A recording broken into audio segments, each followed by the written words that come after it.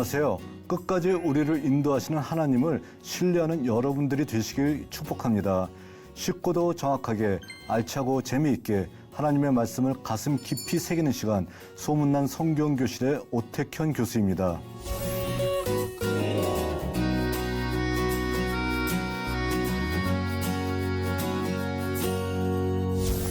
지난 시간에 나눈 내용을 기억하시나요? 저희들 느밧의 아들 여로보암의 죄에 대해서 살펴봤습니다. 베델과 단의 금송아지 신전을 만들어 놓은 느밧의 아들 여로보암의 죄는 전체 역사를 통해서 가장 나쁜 일이었었다라고 평가를 내렸었고요.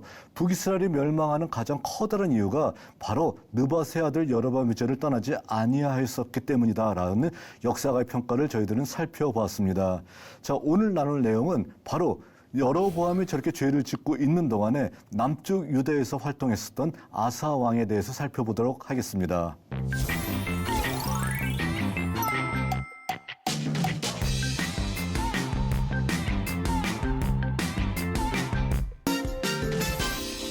자, 여러분들은 아사 왕이라고 하는 왕에 대해서 어느 정도 알고 계시나요? 자, 대개는 저희들이 설교를 할 때 1년에 아사 왕에 대해서 한번 들을까 말까 할 정도로 굉장히 저희들에게 잘 알려지지 않은 왕이라고 얘기할 수 있습니다. 자, 그런데 이 아사 왕이 우리가 알고 있는 우리의 기본적인 어떤 상식보다는 굉장히 대단한 왕이었던 것입니다.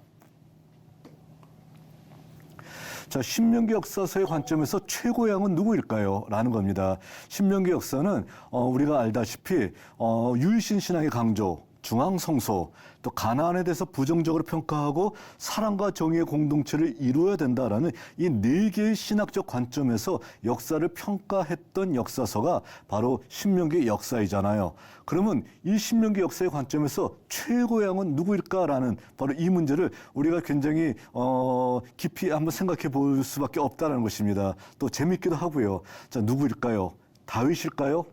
아니면 요시야일까요? 히스기야일까요? 라고 저희들이 각자 모두가 다 위대한 왕들이고요. 모두 다 하나님 앞에 칭찬받은 왕들이었었기 때문에 누가 1등이 될까라는 거에 대해서 굉장히 우리가 관심 깊게 생각해 볼 수 있습니다. 수많은 학자들이 모였을 때 자, 이구동성으로 이들 가운데서 1등, 2등, 3등을 고르는 것 누구도 이 의를 제기하지 않습니다. 신명기 역사에서는 1등, 우리가 얘기하면 금메달이죠. 누가 되냐면 요시야입니다.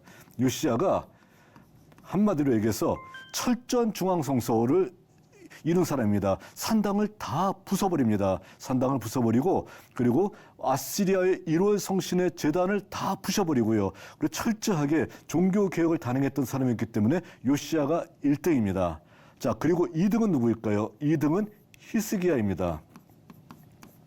히스기야는 요시야 때보다 정치적으로 아시리아의 핍박이 훨씬 더 강할 때예요. 그래서 종교 개혁적인 측면에서는 요시야보다 덜합니다. 그러나 히스기야 역시 만만치 않게 신명기 역사서에 굉장한 칭찬을 받았던 사람이라고 얘기할 수 있습니다. 자, 그러면요. 자, 우리가 금메달, 은메달이 나왔으니까 3등, 동메달이 누구일까라는 거예요. 우리가 보통 봤을 때 이제는 다윗이 들어갈 자리가 있지 않을까라고 생각을 하는지 모르겠습니다만은 자, 많은 학자들은요, 여기서 의외의 인물이 3등이다라고 얘기하고 있습니다. 자, 뭐 역대기 역사 말고요, 신명기 역사, 그래 열왕기 상의 입장에서만 봤었을 때 뽑힐 만한 왕이 누구냐면은 바로 우리가 오늘 다룰 아사 왕이라고 얘기하고 있다는 겁니다. 아사가 정말 철저한 종교개혁을 완성하지는 못했었지만 그래도 종교개혁의 입장에서 봤었을 때 또 하나님의 말씀을 신실하게 따른 사람의 입장에서 봤었을 때 아사가 바로 세 번째 자리를 차지하고 있다라고 얘기하고 있다는 겁니다. 자, 그럼 다윗은 어떻게 됐나요? 다윗은요. 신명기 역사 입장에서 봤었을 때 다윗은 햇사람 우리아의 아내 밧세바를 취했습니다. 다시 얘기해서 나그네, 용병 나그네의 아내를 빼앗았기 때문에 사랑과 정의의 공동체를 어겼습니다. 또 인구조사를 했습니다. 그래서 거룩한 전쟁, 성전의 원칙에 어긋났다라고 하기 때문에 아사왕에 비해서는 약간 약한 평가를 받고 있다라고 보고 있다는 겁니다. 자, 그러니까 이와 같이 강조하고 있는 것은 뭐냐면 아사왕이 우리가 생각했던 것보다는 훨씬 좋은 평가를 받았던 사람이었었다라는 것을 우리가 오늘 처음 알게 되는 것 같습니다. 자, 그럼 아사왕에 대해서 우리가 조금 더 자세하게 살펴볼 필요가 있을 것 같습니다. 아스왕은 유다왕 르호보암 그리고 아비암을 이으는 3대 왕이라고 얘기할 수 있습니다. 르호보암이 1대 왕이라고 하게 되면 르호보암, 아비암을 뒤이어서 세 번째로 왕위에 오른 어떤 사람이었다라고 얘기할 수 있고요. 자, 꽤 오랫동안 왕이 있습니다. 41년간 유다를 다스렸던 사람이라고 얘기할 수 있습니다. 자, 그러니까 40년 동안 다스렸다라고 하는 것은 정말 그가 정치를 아주 잘했기 때문에 40년 동안 다스리면서 자, 이와 같은 일들을 행했었다라고 이제 볼 수 있다는 것이죠. 자, 그러니까 굉장히 오랫동안 유다를 다스렸었던 사람이었습니다. 자, 그런데 그는 가장 칭찬받는 행위가 뭐냐면은 우리가 조금 이따 살펴보겠지만 종교개혁을 철저하게 단행했던 사람이에요. 자, 그래서 종교개혁을 단행했기 때문에 역사가에 의해서 굉장히 너 정말 잘했다라는 어떤 칭찬을 받고 있는 사람이라고 얘기할 수 있습니다. 자, 그런데 너무 오래 왕위에 있었던 것, 이게 독이 되었던 것 같습니다. 자, 사람이 좀 그렇잖아요. 젊었을 때 올곧던 사람도 나이가 들면 약간 흐트러지는 경우가 있잖아요. 자, 그렇기 때문에 뭐 어떤 면에서 봤었을 때 차라리 이 사람을 빨리 하나님이 데려가셨으면 더 좋을 뻔했었다라는 그런 사람들이 몇 명 존재하고 있습니다. 뭐 우리 성경에 봤었을 때 히스기야 같은 사람도 그와 같은 사람이죠. 그가 생명을 연장하지 않았었으면 훨씬 더 좋지 않았을까라고 아쉬움이 남는 사람 가운데 한 사람인데, 아스왕 역시 말년에 잘못된 행동을 많이 했었기 때문에 하나님께서 이 사람을 빨리 데려가는 것이 좋지 않았을까라고 아쉬움이 남는 사람입니다. 자, 그러니까 우리가 한번 생각해 봤었을 때는 이런 것 같아요. 자, 한마디로 얘기해서 하나님 앞에서 정말 말년까지 올곧게 그 말씀대로 살아가는 것이 어렵다라는 거, 시종일관한다는 것이 굉장히 어려운 것이다라는 교훈을 우리에게 주고 있는 왕이 바로 아사 왕이라고 얘기할 수 있다는 것입니다. 자, 아사왕 당시의 주변 정세는 다음과 같습니다. 자, 주변이 어떤 일이 벌어졌냐면 다윗과 솔로몬 시대의 영광이 점점 사라지게 됩니다. 유다는요, 어떤 나라를 보게 되면은 나라가 처음에는 미약했지만 나중으로 갈수록 점점 세지는 나라가 있습니다. 강해지는 나라가 있습니다. 마치 이와 같은 크랜센도와 같이 이와 같이 점점 강해지는 나라가 있다라는 것이에요. 자, 그런데 어떤 나라는 어떻게 됩니까? 처음에는 굉장히 강력한데 디크레센도, 이와 같이 점점 미약해지는 나라가 있다라는 거예요. 그랬을 때 유다 나라는 다윗과 솔로몬 시절이 가장 최고의 정점에 있었던, 왕조를 시작할 때가 최고의 전성기였었고, 뒤로 갈수록 국력이 약해지고, 뒤로 갈수록 하나님을 섬기는 어떤 강도, 또 어떤 범죄하는 어떤 강도가 더욱더 세지는, 한마디로 더욱더 악해지는 어떤 모습을 보여주고 있는, 나라가 점점 이렇게 약화되는 어떤 이런 모습을 보이고 있는 것이 유다의 모습이었었습니다.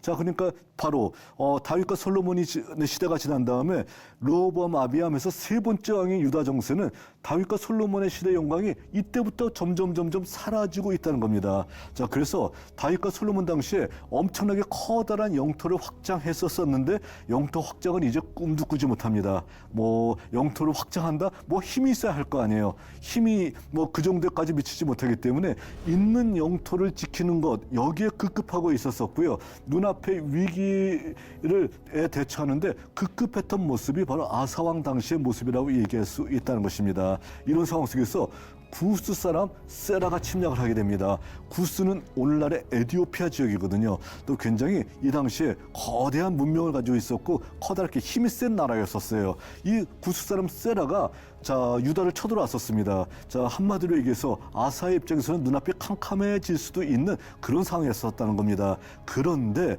이 상황 속에서 아사가 역대하 14장 9절부터 14절에 의하면은 그가 하나님 앞에 기도했습니다. 하나님, 우리를 불쌍히 여겨주시고 우리에게 은혜를 베풀어 달라라고 하나님 앞에 구했어요. 하나님 앞에 구했을 때 이 구스 사람 세라의 어떤 침략을 그가 격퇴했다는 겁니다. 자, 아까 그들의 힘은 그렇게 세지 못했었지만 하나님의 은혜로 말미암아서 구스 사람 세라를 격퇴하고 나라를 지킬 수 있었던 토대를 마련하게 되었다는 것입니다. 자, 그랬는데 자, 국제 정세는 끝까지 남쪽 유다에게 녹록하게 진행되지 않습니다. 아시리아가 예전보다 훨씬 더 국력을 회복했다는 거예요. 이런 거대한 나라들은 국력이 세지다가 약해지다가 이런 것을 반복하게 되는데, 자, 다윗과 솔로몬 때는 아시리아의 세력이 미미했었는데 이제 아사왕 당시가 되니까 아시리아가 팽창주의, 엄청나게 제국으로서 면모를 갖추면서 힘이 세졌다는 겁니다. 세지니까 당연히 어떻게 될까요? 남쪽 유다의 어떤 조그만 나라의 왕이었던 아사왕은 굉장히 아시리아의 눈치를 보지 않을 수밖에 없는 바로 그러한 어떤 외교적으로 봤었을 때 위기의 상황이 그에게 닥치게 되었다는 것입니다. 자, 그랬을 때, 자, 이 지도가 또 한 번 나왔네요. 굉장히 자주 나오고 있는데, 이 지도를 봤었을 때, 아시리아의 세력, 아시리아는 이 정도에 위치하고 있는 나라이거든요. 자, 아시리아의 세력이 강력해지게 되면은 누가 제일 싫어할까요? 자, 이쪽에 있는 나라들 다 싫어해요. 그런데 결정적으로 봤었을 때 어느 나라가 가장 커다란 타격을 입을까요? 바로 아람이에요. 아람은 아시리아와 손을 잡은 경우가 거의 없어요. 아시리아와 항상 그 티격태격거리면서 아시리아에 대항했던 나라인데, 자, 아시리아 세력이 강해지면 아람의 세력이 당연히 약해질 수밖에 없는 것이고요. 또 아람 바로 옆에 있는 북이스라엘도 아시리아에게 수많은 조공을 바치든지 아니면은 아시리아의 침략을 받아서 국력이 약해지든지 하는 아시리아의 영향력을 크게 받을 수밖에 없는 나라가 북이스라엘입니다. 그럼 상대적으로 유다는 어떨까요? 자, 북이스라엘 같은 경우에는 자, 이쪽으로도 페니키아 쪽으로도 아람 쪽으로도 아시리아 쪽으로도 개방이 돼 있어요. 그런데 남쪽 유다는 어떻게 돼 있습니까? 남쪽 유다는 굉장히 고립이 돼 있습니다. 고립이 돼 있어서 북이스라엘만큼 경제적으로 발전하기가 어려워요. 그런데 이렇게 고립이 돼 있기 때문에 아시리아 같은 거대한 제국의 침입을 잘 안 받아요. 또 아시리아도 이런 조그만 유다에 대해서 별로 신경을 쓰지 않아요. 그러니까 조그만 어떤 그 조공을 바친다라고 하게 되면은 아시리아가 남쪽 유다에 대해서는 침략을 하지 않습니다. 남쪽 유다가 두려워한 것은 뭐냐면 이 아래쪽에서 남쪽에서 오는 어떤 적들, 이들이 두려운 대상입니다. 그러니까 이집트와의 관계가 틀어지거나 아까 얘기했던 구스와의 관계가 틀어지게 되면은 남쪽에서부터 침략을 받을 수밖에 없기 때문에 바로 이러한 것이 남쪽 유다의 가장 커다란 문제라고 얘기할 수 있다는 겁니다. 자, 그러니까 아시리아가 이렇게 강하고 강하게 밀어온다 할지라도 아람이나 북이스라엘보다는 고립되어 있는 나라이기 때문에 상당히 이런 문제에 있어서 걱정을 덜 하고 넘어가도 괜찮다라는 것이 남쪽 유다의 모습이었다는 겁니다. 자, 그러니까 고립되어서 경제적으로는 덜 발전하는지 모르겠지만 외적의 침입에 있어서는 고립된 것이 오히려 그들을 지키는데, 그들을 건사하는데 굉장히 도움이 되었었다라는 것이죠. 그러니까 부유하게 살지는 못하지만 망하지는 않는다. 이런 모습이 바로 남쪽 유다의 모습이었었다라고 얘기할 수 있습니다. 자, 이랬었을 때 아사왕은 선한 행색을 많이 했습니다. 하나님 앞에 이와 같이 정말로 멋진 어떤 행적을 벌이면서 종교 개혁을 최초로 단행했던 유다의 왕이라고 얘기할 수 있을 정도로 그는 멋진 일들을 많이 행했다는 겁니다. 어떤 일을 행했나요? 남색하는 사람을 쫓아냈다라는 겁니다. 자, 남색. 이건 어떤 것일까요? 남색은 동성애 이런 걸까요? 그럴 수도 있습니다. 그러나 이것은 뭐냐면은 음란한 이교도의 의식에 동원된 남창들을 얘기하고 있습니다. 이들을 다 제거했다는 거예요. 그럼 음란한 이교도의 의식이 어떤 걸까요? 자, 바알 종교를 우리가 예를 들어 봅시다. 바알 종교를 예를 들게 되면은 바알 종교는 어떤 것이냐면은 먹고 마시고 즐기는 거예요. 자, 쾌락이 최고다. 즐기는 것이 최고야 라고 얘기하면서 고난의 고자도 얘기하지 않고요. 먹고 마시고 즐기는 어떤 종교가 바로 바알이라고 얘기할 수 있습니다. 또 바알을 섬기게 되면은 풍요를 가져다 준다고 얘기하는 거예요. 그러니까 바알을 섬겨라. 그러면 너희의 농사가 잘 되고 너희가 풍요롭게 될 것이다. 기복주의 종교의 어떤 제일 꼭대기에 바알이 항상 있었다는 겁니다. 그리고 마지막에는 어떻게 되나요? 마지막에는 신전 창기가 있고 신전 미동이 있습니다. 여기서 미동은 바로 남창을 얘기하는 것이겠죠. 신전 창기와 신전 미동의 집에 들어가서 성적으로 즐기고 끝나는 거예요. 그러니까 성적으로 즐긴다는 것은 뭡니까? 바알은 다산 종교잖아요. 자, 그러니까 바로 성행위를 굉장히 장려하고 있다는 겁니다. 즐기게 한다는 거예요. 그러니까 이런 것을 가지고서 여호와의 성전에서도 훗날 보게 되면 신전 미동의 집이 성전 안에 있을 정도로 자, 이와 같이 이스라엘의 어떤 종교, 유다의 종교가 타락을 하게 됐는데 아사왕 때도 이런 것이 있었나 봅니다. 아사가 봤을 때 이것은 올바르지 않다고 생각했던 거예요. 그래서 남색하는 사람들을 다 쫓아냅니다. 그리고 이교도의 의식에 동원됐던 남창들을 다 제거하는 정말 이런 놀라운 역사를 보였다는 겁니다. 많은 사람들은 이것을 즐겼다는 거예요. 유다 사람들은요, 한번 투표를 해서 너 이거 하는 거 좋아 싫어 하게 되면 다 좋아요라고 손들 만한 그런 거예요. 그런데 아사는 이거는 하나님의 말씀이 아니야라고 하면서 이 철저하게 남색하는 모든 행동들을 금지하고 그리고 또 이교도의 의식 자체를 금하는 바로 이런 종교 개혁을 단행했던 것이 아사의 모습입니다. 아사를 칭찬하지 않을 수가 없다라는 거예요. 또 그는요, 어머니 마아가가 아세라의 상을 만들고자 합니다. 아세라의 상을 만들어요. 그러니까 누구냐면 자기 어머니예요. 어머니가 아세라 상을 만들고 그것을 섬기고 있다는 겁니다. 이러면 어떻게 될까요? 자, 소극적으로 아세라 상만 부수든지요. 어머니 그렇게 하면 아니 되옵니다. 라고 얘기하든지 이래야 될 것 같은데 화끈합니다. 어떻게 하나요? 태우의 위에서 폐위시켜버립니다. 쉬운 일 아니에요. 절대로 쉬운 일 아닙니다. 태우에 의해서 그를 제하여 버리는 바로 이런 놀라운 역사를 버렸다는 겁니다. 하나님 외에 두려울 것이 없다라고 하는 아사왕의 멋진 모습을 보여주고 있는 모습이라고 얘기할 수 있습니다. 자, 그리고 또 어떤 행정을 하냐면요, 조상들이 만든 모든 우상들을 제거합니다. 자, 조상들이 만든 우상 가운데는 어떤 것이 있을까요? 지혜의 왕 솔로몬이요, 자, 예루살렘 성전 앞에, 동쪽 앞에 무엇을 만들었나요? 거기에 여러 나라들의 신전을 만들고 우상 숭배했었잖아요. 그런 거 모두 제거했다는 겁니다. 또 예루살렘 성전 안까지 들어와 있는 바알 아세라 종교 다 제거했다는 거예요. 백성들은 그런 것들을 좋아해요. 그런데 그런 것 아니다 얘기하면서 모든 것들을 제거하고 또 하나님 앞에서 이런 우상들을 섬기는 것은 철저한 유일신 종교가 될 수 없어 얘기하면서 자, 이 모든 것들을 제거했던 아사왕의 행적, 정말 멋진 행적이라고 얘기할 수밖에 없다는 것입니다. 그리고요, 이 사람은요, 개인적으로도 청렴했던 것 같아요. 뭐냐면은 은금을 자기를 위해서 쌓아두지 않았다 얘기합니다.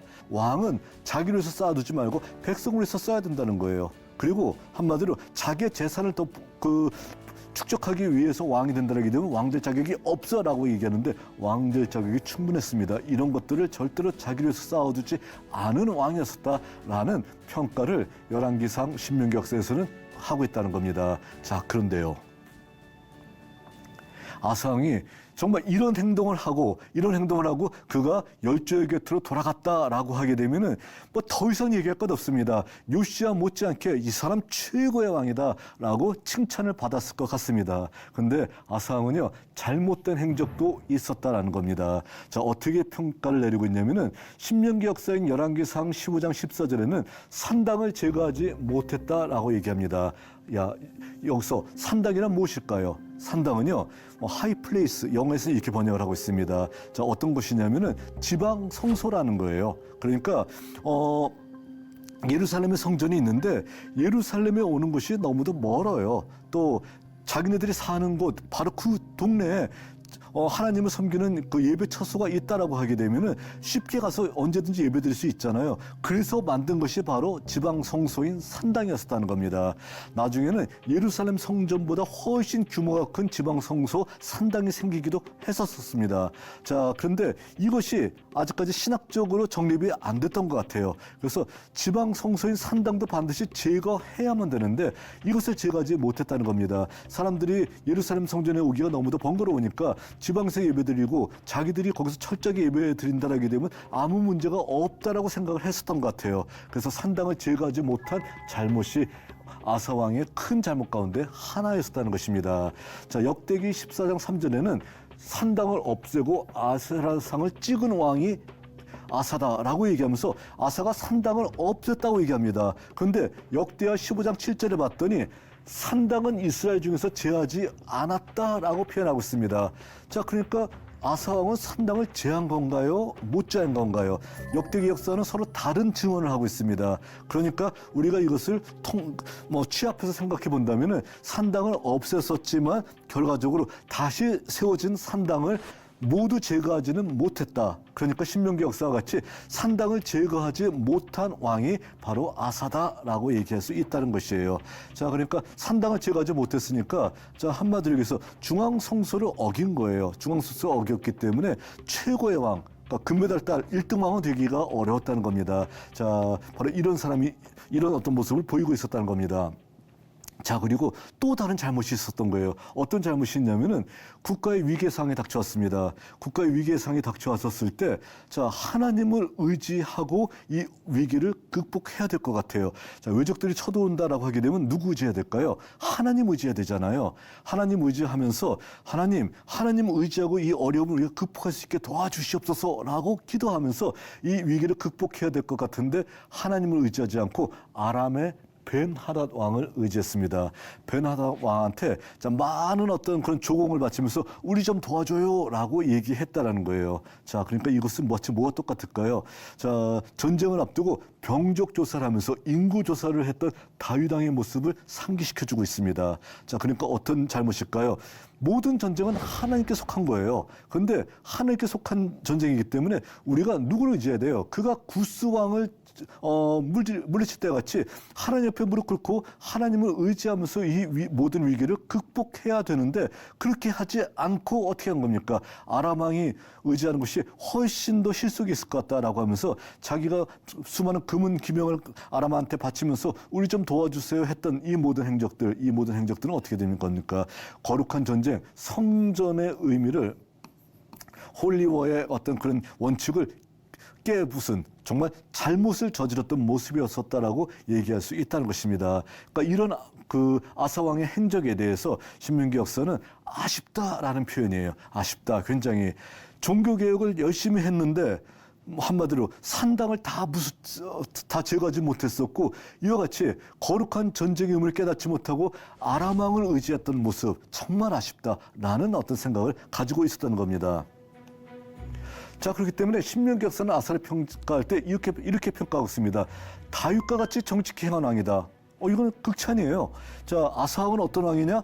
다윗과 같이 정직하게 행한 왕이다. 자, 다른 말이 필요 없을 정도로 이건 한마디로 극찬입니다. 또 종교 개혁을 단행했던 최초의 유다 왕이다.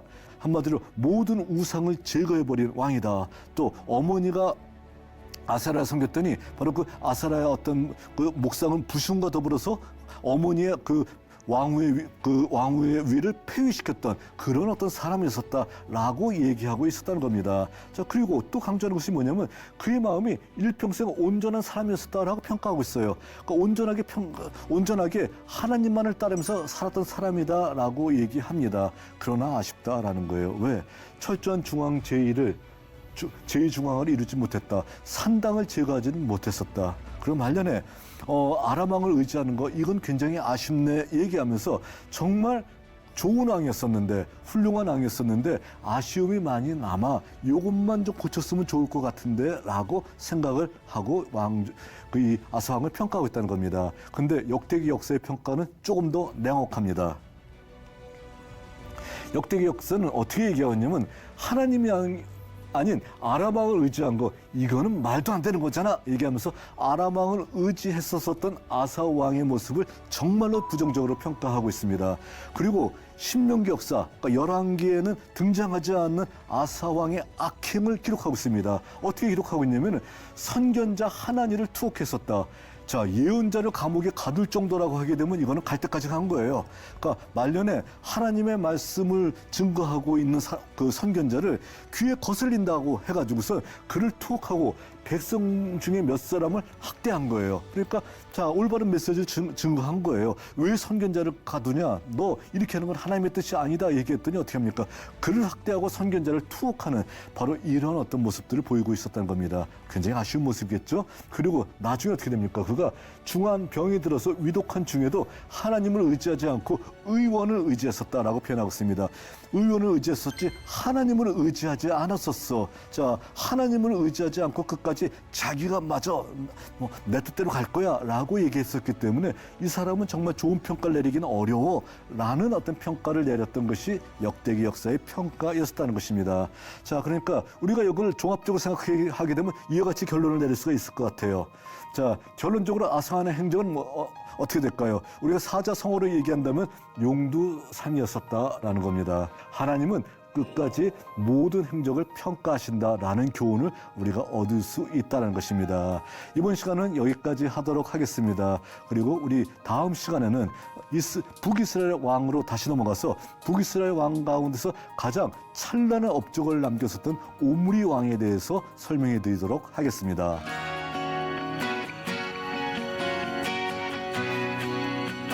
여러분, 유익한 시간이 되셨나요? 오늘 수업은 유튜브를 통해서 다시 보실 수 있습니다. 언제나 말씀의 다스림을 받는 여러분들이 되시기를 바랍니다. 다음 시간은 오므리 왕과 북왕국의 번영이라는 제목으로 북왕국의 최고의 왕이라 할 수 있는 오므리 왕에 대해서 살펴보도록 하겠습니다. 오늘도 승리하는 하루가 되시길 바랍니다. 다음 시간에 뵙겠습니다. 감사합니다.